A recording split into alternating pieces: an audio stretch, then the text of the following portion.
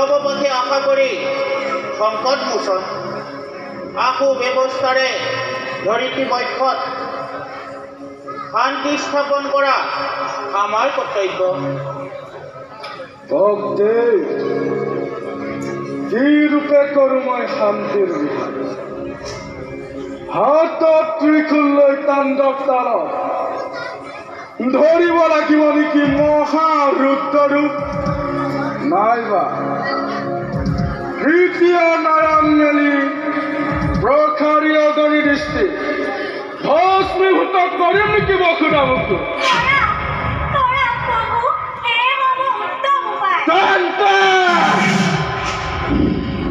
নহয় নহয় দেৱ, বিপুল হস্তে দক্ষিণ সদায় অনিৰুদ্ধ মহাকাব্য দ্বিতীয় নয়ন অগণি দৃষ্টিৰে সৃষ্টি ধ্বংস কৰিবৰ আইন কৰিব।